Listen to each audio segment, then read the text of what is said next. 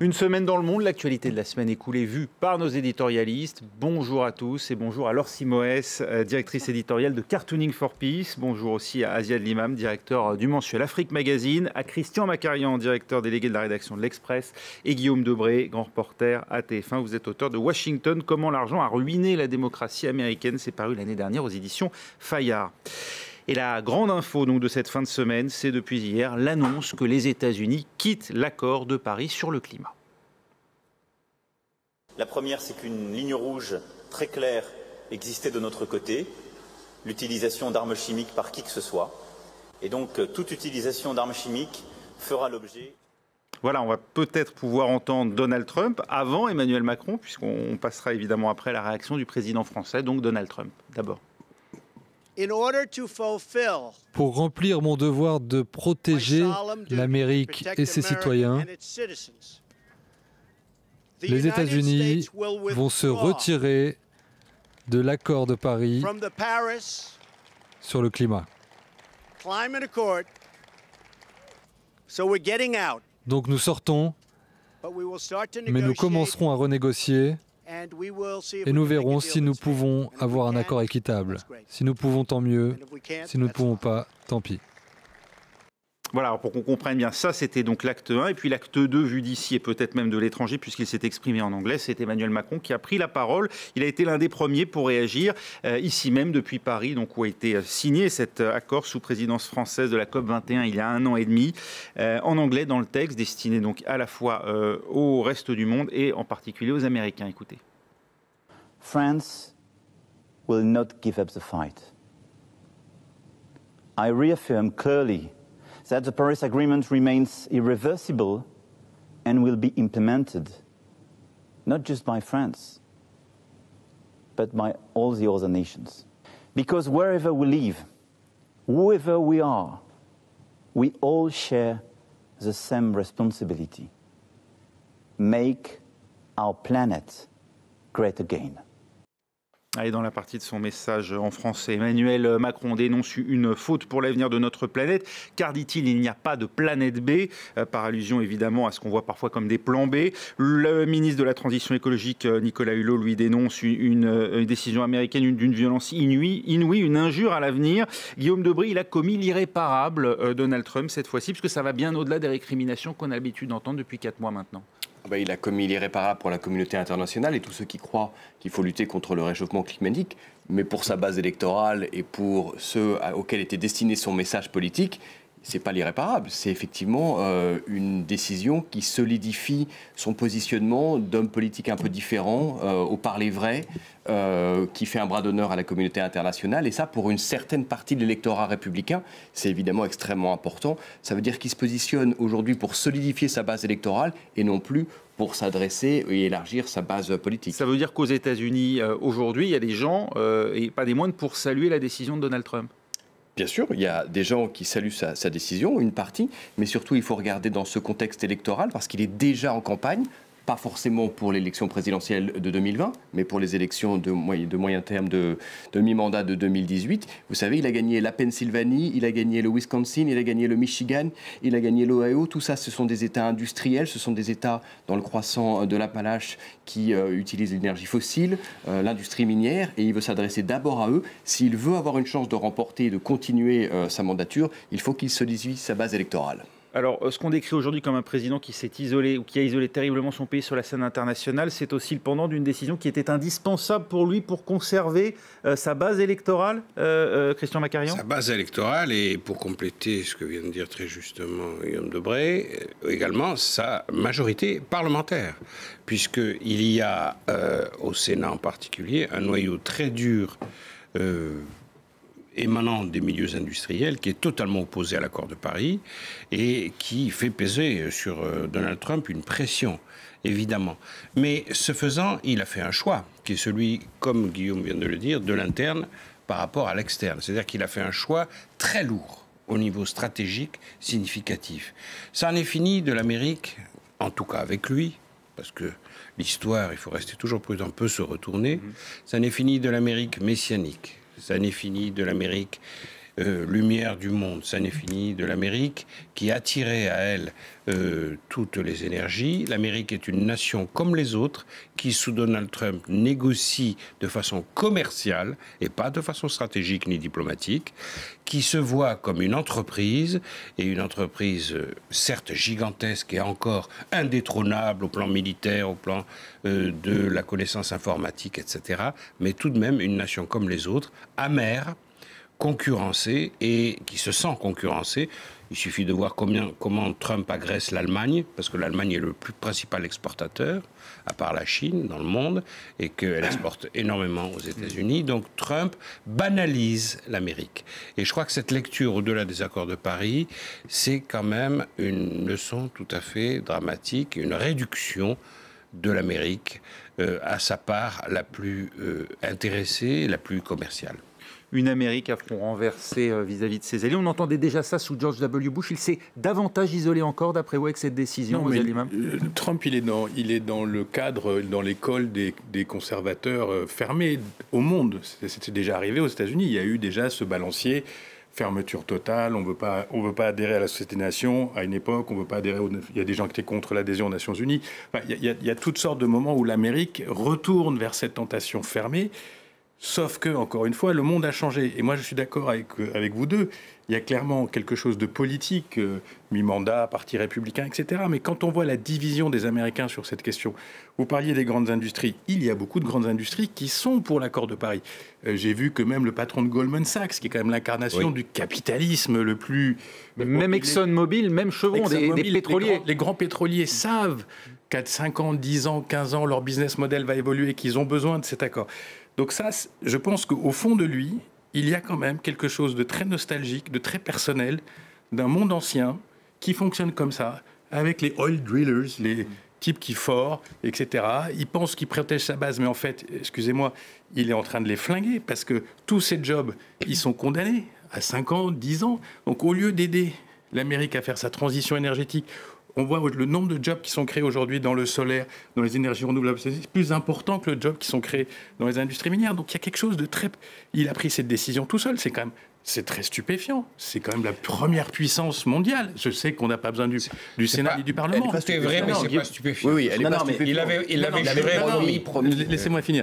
Ce qui est stupéfiant, c'est qu'il ait le pouvoir... à lui tout seul, entre Bannon et, comment il s'appelle, Pruitt, Scott Pruitt, dirige l'agence environnementale. Regardez des charts qui sont visiblement totalement orientés idéologiquement, il se lève et il dit « je vous l'avais promis et je vais le faire » et il engage 280 millions d'Américains. Mais il n'engage pas 280 millions d'Américains. Alors justement, voilà, les villes vont résister, tout ça, mais quand même, aux yeux du monde, il dit que l'Amérique est contre et qu'on n'a qu'à polluer. Quel est le coût réellement porté à l'accord de Paris et à son application dans un pays comme les États-Unis? D'abord, l'accord de Paris, il a dit le contraire, et c'est évidemment faux. L'accord de Paris, il n'est pas contraignant. Il faut bien le comprendre. Donc, de toutes les manières, il avait déjà détricoté toutes les réglementations environnementales qui étaient prises au niveau fédéral. Et donc, il ne pouvait pas...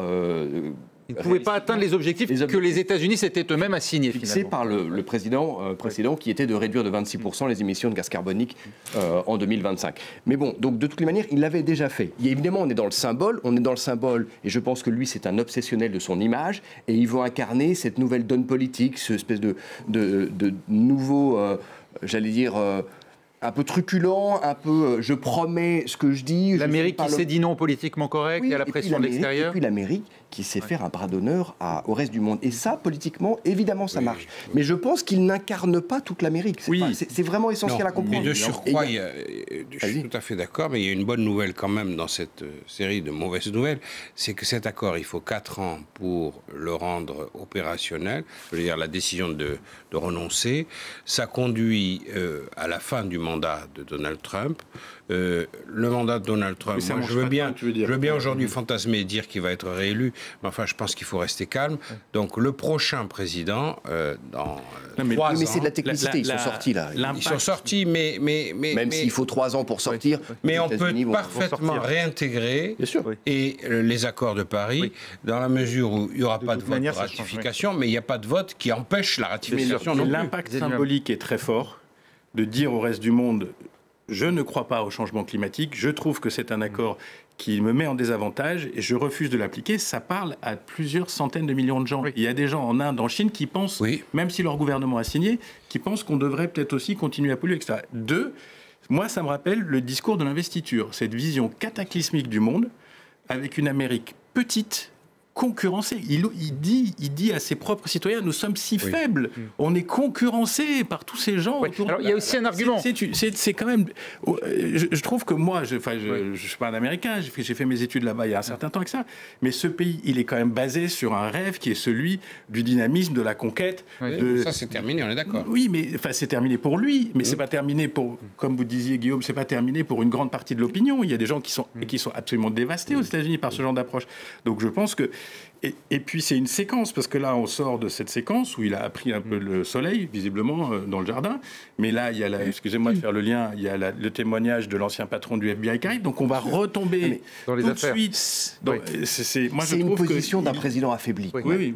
Il y a quand même une conséquence immédiate, c'est que les États-Unis ne contribueront pas au fonds vert. Donc là, ça veut dire immédiatement de l'argent en moins pour les pays en développement. Un milliard, juste avant de partir. Voilà. D'un côté, juste avant de un milliard. partir. Il en reste 2. Et de toutes les manières, dès le 20 janvier, il avait dit qu'il ne mettrait pas un dollar. Enfin, 100 milliards par an, on ne va pas les atteindre si les États-Unis ne contribuent pas. Ils doivent contribuer à hauteur de 20%, je crois, ou un peu plus. C'est évident, mais il avait déjà dit, c'est pas une conséquence de la décision d'hier. C'est une conséquence de sa politique et de son positionnement politique. De toutes les manières, il ne croit pas au réchauffement climatique. Et il a mis à la tête des agences de l'énergie et de l'environnement des climato-sceptiques. De toutes les manières, tous les hommes politiques de la Terre entière se roulent par terre en disant comment c'est un drame, mais on ne l'avait pas vu, mais c'est incroyable. C'était inscrit déjà dans l'architecture de son cabinet. Mais c'est vrai que c'est une décision, je pense.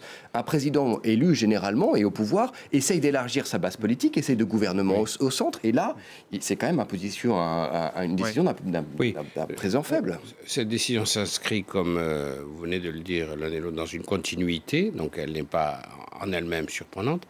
Mais elle a un autre effet, c'est effectivement la division du peuple américain. Elle va accroître le fossé entre ceux qui sont pour et ceux qui sont contre. Les Rust Belt. Et il y a déjà un certain nombre de PDG qui ont abandonné Donald Trump, comme Elon Musk, qui est un des plus emblématiques et des plus spectaculaires milliardaires actuels, puisqu'il veut coloniser l'espace. Et donc cet homme quitte Trump. Il y en a d'autres. Il y a aussi des États, des grandes villes, la Californie ou une ville comme New York, Washington, qui, une fois que tous coagulés, représentent jusqu'à 1/5, voire plus, de la production de gaz à effet de serre américain et qui refusent, eux, d'appliquer les ordres de M. Trump, donc qui resteront... Il y aura des belles batailles. Et ça, c'est légal. Une ville a parfaitement le droit de procéder à la réduction des gaz à effet de serre dans le cadre du fédéralisme américain. Je pense que... Il n'y a plus de mécanisme. De toute manière, il n'y avait pas de mécanisme contraignant, mais là, il n'y aura même pas ce message-là. Mais la loi locale lui permet... Ce qui est fou aussi, c'est cette idée je protège Pittsburgh et je protège au lieu de Paris. Alors ça c'est quand même un mensonge, en dehors du fait que Pittsburgh a voté 80% Clinton, mais c'est un mensonge à sa propre opinion. Il y a une île qui coule à Washington, à 30 km de la capitale fédérale. Ce qui va se passer au Mexique, les effets du réchauffement, on va les vivre. Le climat, il va pas s'arrêter. Les réfugiés climatiques, on va les voir. S'arrêter au Border Patrol de New York, il va rentrer aux États-Unis. Donc, je trouve que quand même, il peut penser que son opinion est un peu demeurée, mais il y a un moment où on peut pas dire ça s'arrêtera à notre porte. Comme il peut pas dire aux gens de l'OTAN ça s'arrêtera à votre porte, ça viendra pas à la mienne. C'est quand même un peu limité. En tout cas, on attendait. On a eu évidemment des déclarations d'intention très fortes de la Chine, de l'Inde, de l'Europe depuis hier. On attendait un communiqué commun de la Chine et de l'Europe. Finalement, il n'aura pas lieu parce qu'on n'est pas d'accord sur les questions commerciales. Comme quoi, on est quand même loin d'avoir. On a vu la difficulté d'arriver à un accord sur le climat et on voit après le départ des États-Unis comme il va être quand même difficile de pousser plus loin encore les feux. Ils disent qu'ils sortiront pas de l'accord de Paris quand même. Oui, c'est déjà ça. Oui, mais donc ça veut dire qu'on renégociera pas. Quand lui, il dit on va renégocier, c'est un wishful thinking. Il n'y a pas de renégociation. Est-ce qu'on ira plus loin dans le partenariat EU et dans le financement parce qu'il va manquer de l'argent. Des effets, ça va poser un... Et qui va trinquer les pauvres. Voilà. Laure Simoès. Oui, de la même façon que ça a été une onde de choc dans les médias, ça l'a été aussi auprès des dessinateurs. Je profite du fait que Trump fasse l'actualité, c'est suffisamment rare pour rappeler à nos téléspectateurs notre petit livre sur Trump, détrompez-vous, édité aux éditions Gallimard et préfacé par Eric Fotorido, qui dépeint un petit peu le personnage. Donc on commence, la couleur, elle avait été pas mal annoncée déjà dans le dernier G7 à Taormine. Hein. C'est pas le vert la couleur, on l'aura compris. Hein. Oui, non, elle est pas verte. Non, elle est pas verte, Sauf elle est noire. Certains buildings, certains aux États-Unis. Et donc là, on voit avec ce premier dessin du dessinateur français Rousseau, on voit bien que tout le monde souffre du réchauffement climatique, sauf un qui lui a bien froid. Tout le monde reconnaîtra qui est qui. Un autre dessin du dessinateur belge Kroll, Le Soir, pour Le Soir, qui fait évidemment référence au célèbre film de Chaplin, Le Dictateur, où le monde, et puis même les pingouins du cercle polaire qui attendent impatiemment la déclaration de Trump est dans l'attente de cette espèce de... On a l'impression là de voir un enfant terrible, et tout le monde entier est suspendu à cette décision. Et si on zoome sur les chaussons, on voit là l'irresponsabilité du personnage qui est dite à travers ce dessin. Et puis quand la déclaration évidemment tombe, et ben voilà, on a cette image du dessinateur néerlandais Joep Bertrams pour De Groen Amsterdammer, l'onde de choc qui part. Un autre dessin de Dilemme, dessinateur algérien pour La Liberté. Ben voilà, les nouvelles Trump Towers vont avoir cette allure. C'est des cheminées à charbon. Les États-Unis se retirent de l'accord de Paris sur le climat. Des Trump Towers se catastrophent ces deux personnages. Et puis on a cet autre dessin aussi très drôle de Herman, dessinateur suisse. Trump dénonce l'accord sur le cinéma. Et puis on a ce pauvre Mexicain là de l'autre côté de la frontière. Climat. Il dit... Le cinéma, c'était Cannes. Pardon ? Le climat, l'accord sur le climat. Oh, le oui, cinéma. vous avez dit sur le cinéma. Oh, quel lapsus. Il faudra étudier ça. Je demanderai au divan. Aïe, aïe, aïe, dit ce Mexicain. Il est beaucoup trop bas, ce mur. C'est vrai que le Mexique a peut-être intérêt, du coup, de la même façon que la pollution ne s'arrête pas aux frontières. Mais voilà, il va peut-être falloir réfléchir à rehausser ce mur. Cet autre dessin aussi de Maureen, dessinateur des États-Unis pour Miami Herald. Tout l'isolement des États-Unis dont on parlait tout à l'heure est ici évoqué, coincé sur un iceberg. Et puis on voit que évidemment la forme de l'iceberg, c'est ce profil emblématique. Ed Hall, grand dessinateur aussi des États-Unis pour All Toons. Ben voilà un petit peu le tableau absurde, tandis que la communauté internationale s'efforcera tant bien que mal d'investir dans des énergies renouvelables et non polluantes. Eh bien, les États-Unis feront tâche, continueront à saloper la planète. Et puis, pour terminer, puisque aujourd'hui on fête le retour de Thomas Pesquet, parti le 17 novembre 2016 dans l'espace, le spationaute français Thomas Pesquet revient sur Terre, nous montre Nicolas Vado. Alors là, 6 mois après, alors la présidentielle et ce duel Juppé-Hollande, ça a donné quoi ? Et puis le gamin qui a fondé son mouvement, qu'est-il devenu ? Il parle évidemment de Macron. Sinon, ailleurs dans le monde, Trump s'est calmé en devenant président. Ben, que nenni, pas du tout. Il a peut-être intérêt à remonter dans sa navette spatiale dans pas très longtemps. Merci beaucoup Laure, restez avec nous. On se retrouve dans un instant pour la deuxième partie d'Une semaine dans le monde.